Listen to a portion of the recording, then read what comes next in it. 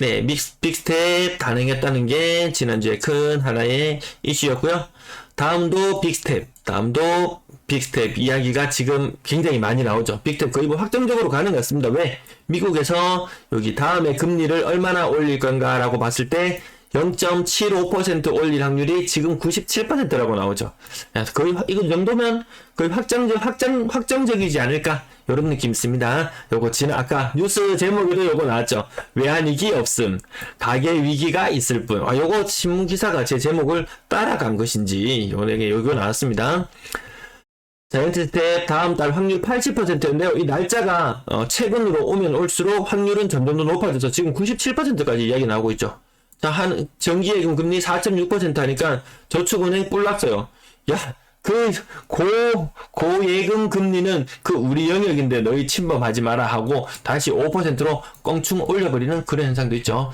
자, 하는 빅스텝 가능성, 이제 빅스텝, 하는도 빅스텝, 요런 이야기가 또 머지않아서 들릴 정도로 얘기가 오겠고요. 대출금리 연 7%, 뭐 상단 기준이니까 뭐 7%, 8% 이런 이야기가 나오고 있습니다. 물가 이창용 총재가 이야기했습니다. 하는 총재가 내년 1분기까지 5%대. 근데 지난번 한 달 전 뉴스만 찾아보셔도 저의 방송 중에서 지난번 방송만 보셔도 아마도 그때도 금리가 10월 되면은 올해 10월이 되면 이제 물가 상승률은 이제 정점을 찍고 이제 다시 하강 국면으로 갈 것이다 이런 이야기가 있었잖아요. 요거 늦췄어요. 내년 1분기 무려 한 분기나 뒤로 다시 밀어버렸습니다.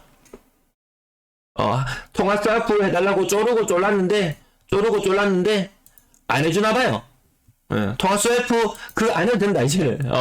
통화 스와프 달러 유동성이 유측돼야 체결된다고 하는데 이거 유동성 지금 돈 풀렸는 거 아직 계속 이거 축소해 나가는 과정에서 통화 스와프 안 해줘도 어쩔 수 없는 그런 상황으로 가고 있는 것 같습니다. 근데 하는 총재의 스탠스는 그전에도 계속 0.25포인트를 올린다는 뉘앙스를 계속 풍겼어요. 근데 결국에는 미국 따라쟁이더라. 자, 그러면 금리를 얼마나 올릴 것인가 보니까 지금 어디까지 올라왔나요? 지금 3%까지 올라왔죠. 기준금리 3%. 그 다음 내년 1분기까지 3.75%를 보여요. 미국은 지금 얼마인가요? 3.25%인가요? 미국은 내년에 5%를 보는데 우리는 3.75%를 본다? 아마 뒤늦게 수습하려면은 이게 더 많이 써야 될 수도 있다. 나 신용 점수 1000점인데 신용 1000점 만점이죠. 은행 마통에 비명을 질렀습니다. 금리가 얼마나 돼 올라서 비명을 지르나 보니까 시당초에 2, 3년 전에 빌릴 때는 연 2%대 빌렸는데 지금 5.3%로 거의 2배 이상 금리가 올라서 앓는 소리를 합니다. 근데 이 5.3%라는 것은 신용점수 1000점 정도 되고 한 950점, 980점 거의 1등급 신용 등급 1등급 되는 사람의 영역이고 그렇지 않은 사람들도 있더라. 그렇지 않은 사람들의 금리는 상상을 초월하더라. 그나마 신용 등급 그 정도 되니까 이 정도지. 신용 점수 낮은 사람 650점에서 601점은 마통금리가 연 10%도 넘어간답니다. 집 산다고 1금융권에도 대출려고 2금융권에도 대출려고 하면서 신용 등급이 낮아지게 되면 나머지 돈을 또 급한 돈을 빌리려고 하면 우리가 상상하지도 못하는 연 10%의 금리 이거 대부 업체에서나 하는 거 아니야 라고 생각할 수 있을 정도의 높은 금리지만 그런 것들도 생각해 봐야 되겠더라. 자, 은행에 맡긴 내 돈 1억까지 보호받는다. 이거 정말 우리 예금자를 위해서 해주는 걸까요? 안심하고 돈 맡겨라. 은행에 지금 돈 모자란다. 지금 유동성 커버리지 비율이니 뭐니 해가지고 우리 돈 좀 더 쟁여놔야 되는데 돈이 지금 안 들어와.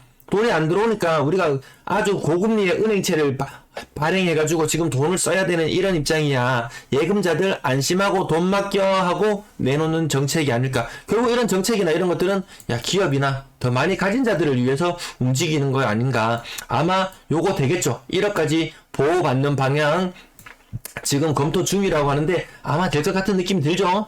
자, 그 다음 자영업자들 힘들다. 인테리어 도배업체 일 다 끊기고 힘들어지는 계층이 너무 많더라. 은행 예금이 이자 더 주네. 1금융권 2금융권 전쟁 치열합니다. 왜 이렇게 하느냐. 예금금리 인상에는 유동성 커버리지 비율, 이거 LCR, 이 말은 좀 어렵습니다. 결론은 뭐냐? 은행 너희들 위기 상황이 올 걸 대비해가지고 돈을 많이 쟁여놔라. 조달 비용에 따라 은행채를 발행하려고 하니까 예금금리보다 은행채를 발행하는데 돈이 더 많이 들어요. 그래서 결국은 울며 겨자 먹기로 예금금리를 높여서 이 예금 고객을 끌어들이려고 하죠. 뭐 역대 최대로 뭐 사람들이 예금을 많이 하니 돈을 싸들고 은행을 가니 하지만 은행은 아직 배고프다. 은행은 아직 배고프다. 여보, 대출이 왜 안 나오지? 1년 새에 대출 가능 금액이 줄어든다. 요거 DSR 관련해서 시나리오를 아마 시뮬레이션 한번 해보시면 금리가 올라가면 대출 한도가 줄어드는 거. 요거 당연한 현상입니다. 자, 금리가 4%에서 6%로 오르니까 한도가 5천만 원에서 4천만 원으로 줄었다. 네. 그 다음 물가는 계속 오른다. 물가는 계속 오른다. 고통의 시기가 다가온다. 돈 쓸 여력이 점점 줄어든다. 물가는 오른다. 장바구니가 정말 가볍더라고요. 자, 연준 4.5% 위에서 금리 인상 중단. 마치 확정인 것처럼 이렇게 신문 기사가 보이는데요. 이거 확정은 아니죠. 이게 이날 10월 11일 이후로 나온 뉴스를 보면 5% 이야기도 많이 있습니다. 5% 이야기도. 그럼 급격하게 올랐던 게 갑자기 급격하게 꺾일 것인가? 또 물가 상황을 또 봐야 되는 부분도 있습니다. 요거 아직까지는 단정하지 말고 상황을 계속 지켜봐야 될 것 같고요.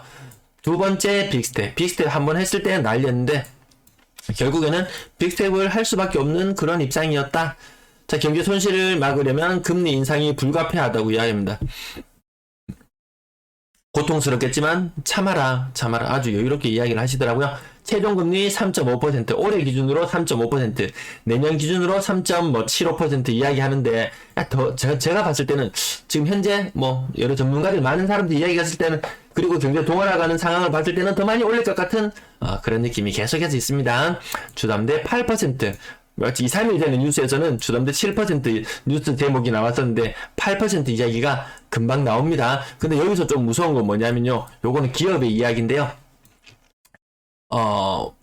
최근 은행들이 리스크 관리에 부쩍 나섰다. 은행들이. 그러면서 기업들 사이에서는 먹구름만 끼어도 상환 요구권을 행사한다. 상환 요구권을. 사람들이 은행에 예금을 많이 하지 않게 되면 은행은 지금 돈이 더 필요한 상황이잖아요. 대출은 계속해서 나갈 수밖에 없어요. 왜? 1년에 제가 집 관련해서 주담대만 1년에 50조. 왜? 그 공급되는 양이나 이런 것들을 계산해 봤을 때 1년에 최소한 은행권에서 주담대 50조가 발생하는 그런 상황이에요. 물론 신용대출이나 이런 것들을 갚고 이러는 과정에서 전체적인 가계부채는 은행 빚은 조금 줄어들었다고는 하지만 대출이 계속 늘어날 수밖에 없는 그런 상황으로 가고 있습니다. 상환 요건 요거 무서워요. 지금 4년 5년 전에 대출 냈던 사람들 갱신하는 시점이 되면 대출 금리가 아마 2배 혹은 3배씩 올라 있는 것을 느끼실 거예요. 자, 이런 상황이 되었을 때 대출 한도가 쪼그라드는 거 앞서서 보셨잖아요. 앞선 뉴스에서. 자, 그렇게 되면 대출 한도가 쪼그라들었을 때 은행은 딴 데 돈 예금자들이 더 이상 예금도 잘 안 하고 은행 자기들끼리 경쟁해갖고 막 돈 서로 뺏어가는 형국이 되게 되면 결국에는 일부 돈 빌려준 거 받아내야 되지 않을까. 상환 요건 안 좋아지면 은행은 맑은 날 우산을 빌려주고 굳은 날 우산을 뺏어가는 그 모습. 기업들도 떨고 있더라. 일반 가게들도 다르지 않을 것 같더라. 기준금리 3.5% 나오는 가운데 요거 앓는 소리 계속 하는데요. 폐업 대행업체가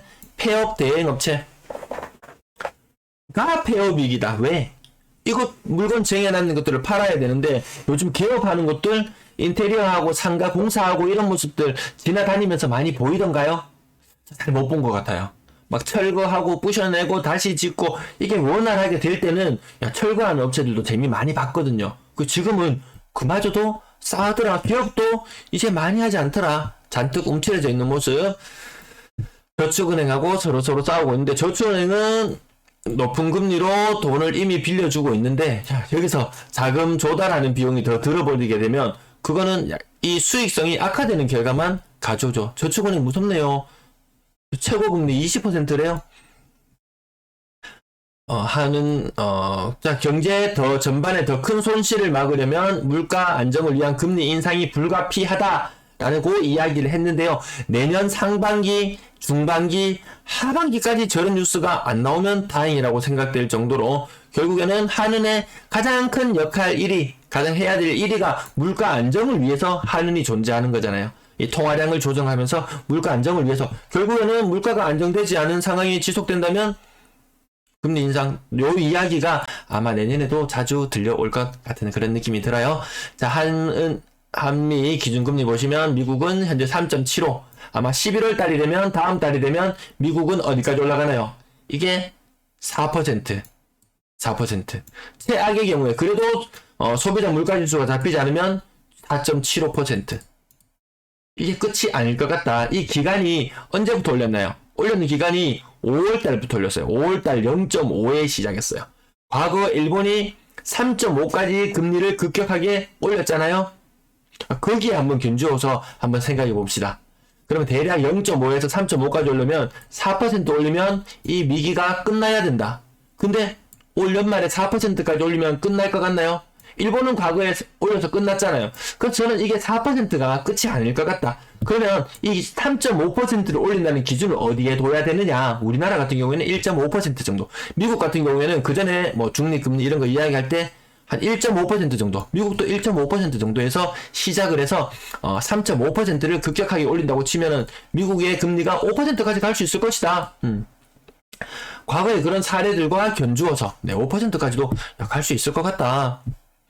그래서 그 정도는 대비한다. 그럼 이 5%를 올린다는 말은 지금 주담대 금리가 한 5% 정도 되죠. 그러면 우리 이거 7% 생각해야 된다. 전세자금 대출 금리 5% 정도 되죠. 이것도 7%까지 생각해야 된다. 그럼 낮을 때 금리가 한 2.5% 정도 수준까지 떨어졌던 것이 2배, 3배. 네, 이 정도까지 대비해야 된다. 가계의 곡소리 이야기는 나오고 그리고 이자 못 내는 소상공인도 있다고 합니다. 이자를 못 내는 소상공인들 전체 자금 대출의 94% 거의 뭐 100%라고 봐야 될 정도로 전체 자금 대출할 때는 변동 금리를 하는 사람들 그래서 전세, 역전세 사람들이 이 금리가 워낙에나 부담스럽기 때문에 금리가 낮은 곳으로 조금 더 내가 지금 살고 있던 것보다 조금 더 급지가 낮은 곳으로 이렇게 이동할 갈 수밖에 없는 그런 상황. 집값을 안 깎아주면 그럼 누가 이쪽으로 갈 수 있느냐?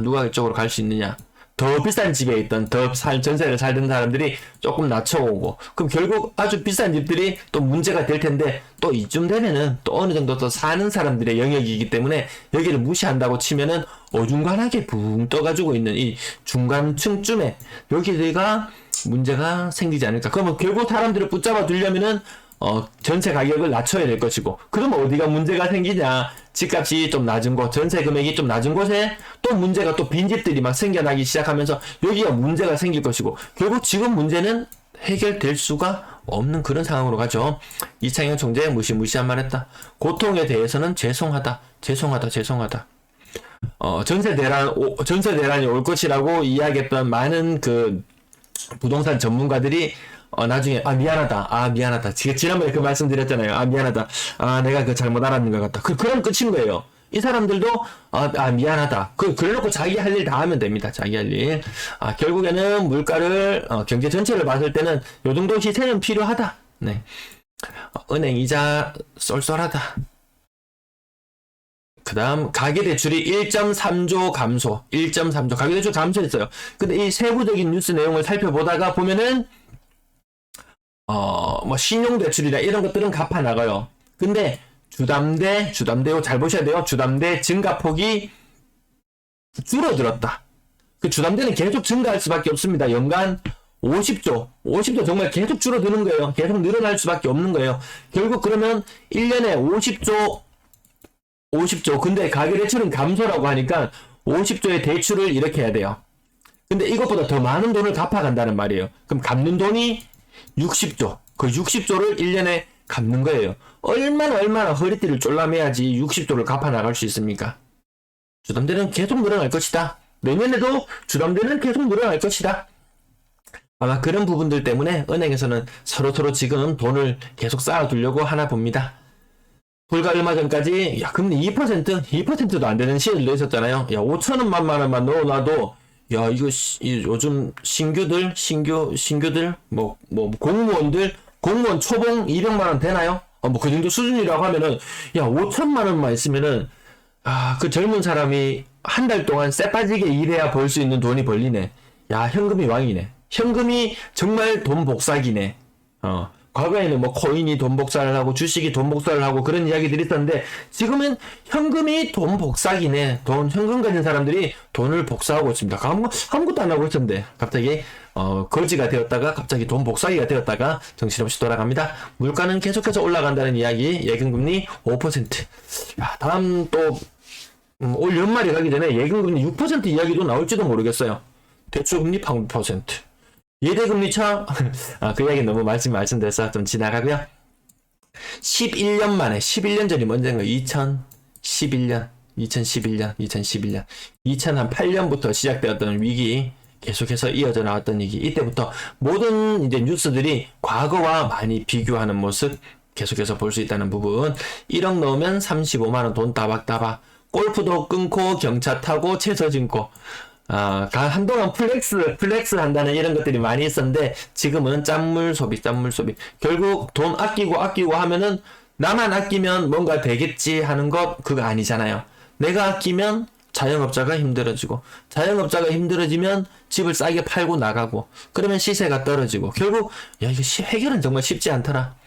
자, 신성통상, 옷 만드는 회사죠. 재고 비중, 옷도 잘 안 팔리는 이런 모습들. 어떤 분이 글을 남겨주셨는데, 식당에 갔는데 웨이팅이 없더라. 웨이팅이. 야, 저도 오늘 그 짜장면을 한 그릇 먹으러 갔다가 왔는데요, 정말 사람이 반토막 난 느낌. 저는 이 점심시간 아닌 다른 시간에 갔는 줄 알았어요. 점심시간에 우리 좀 늦게 와서 식당에 사람이 없나 이랬었는데, 가만히 생각해보니까 지난번에 갔을 때도 사람이 좀 많이 줄어들었는 그런 느낌이 들었어요. 아마 식당 하신 분들 계속 더 힘들어질 것 같은 그런 느낌이고요. 허리띠를 더 졸라맬 수밖에 없다. 1년에 그래서 60조나 돈을 갖고 있는데, 말이 60조죠? 1년에 60조를 갖고 있다고 해볼게요. 대구의 기준으로 봤을 때, 20분의 1 하면 1년에 3조를 갚는 거예요. 1년에 3조를. 1년 대구 사람들이 은행 빚을 1년에 3조를 갚아 나간다고 해볼게요. 한 달에 거의 2,500억. 한 달에 거의 2,500억 원이나 되는 돈을 안 쓰는 거예요. 그럼 이거 어디서 줄이겠어요? 뭐 외식 줄이고, 옷 덜 사 입고, 학원 덜 보내고, 뭐 이런 식 아니겠습니까? 네. 자, 기준금리 5% 이야기 나왔고요. 날짜가 10월 15일자 뉴스거든요. 다음 달 미국 자이언트스텝 확률 97%, 아까 뭐 80% 이런 이야기도 있었는데, 한국 비스텝 한 번 더 이게 당연한 수준으로 가는 거 아닌가요? 결국 미국 따라 할 건데 이창용 총재도 이야기했잖아요. 여기 형님 요 사람 따라간다고 이야기를 했었습니다. 쇼핑도 덜하고 배달 음식도 덜 먹고 돈 덜 쓴다. 이자 부담 너무 된다. 사용할 수 있는 현금 모조리 끌어모아서 돈 갚아라. 전세 계약할 때 금리 확인해서 전세 금액을 낮출 필요가 있다부터 시작해서 요 장기간이 있었는데, 결국 이런 것들도 더 악순환으로 연결될 수밖에 없는 그런 모습으로 가는 것 같습니다. 네, 댓글 잠깐 살펴보고 3부 마지막 대구 소식까지 한번 이어가 볼게요. 3부 소식 오늘 조금 더 풍성하게 준비를 했습니다.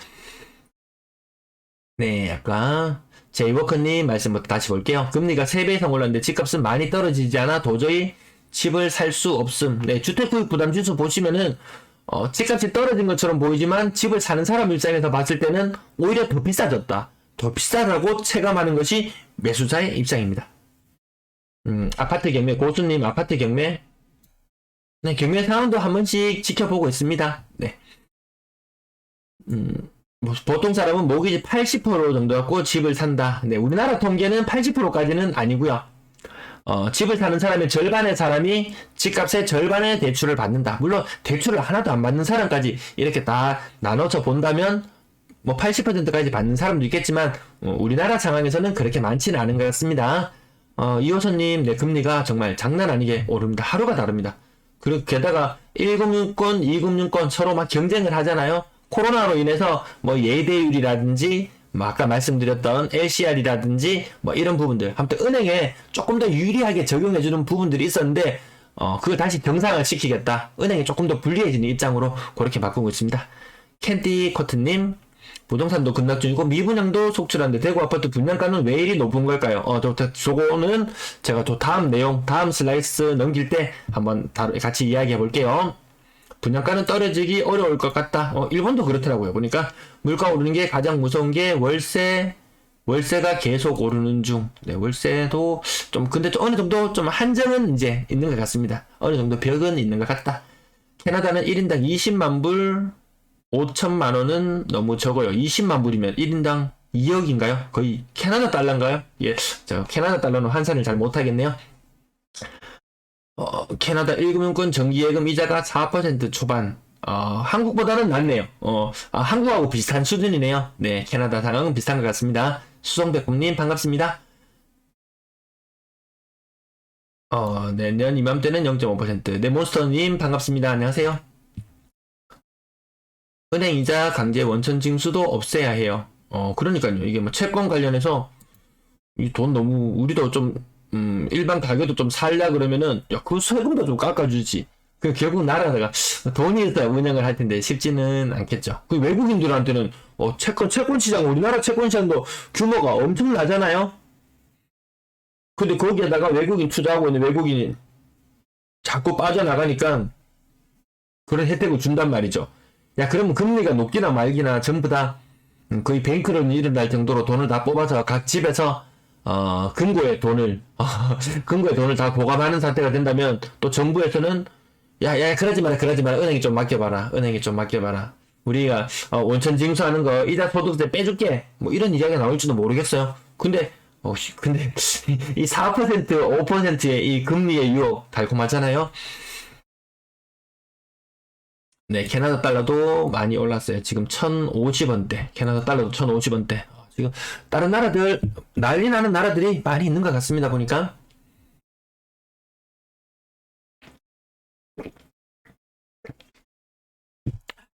곧바로 이어서 빨리 살펴보도록 할게요. 벌써 50분이 넘었네요.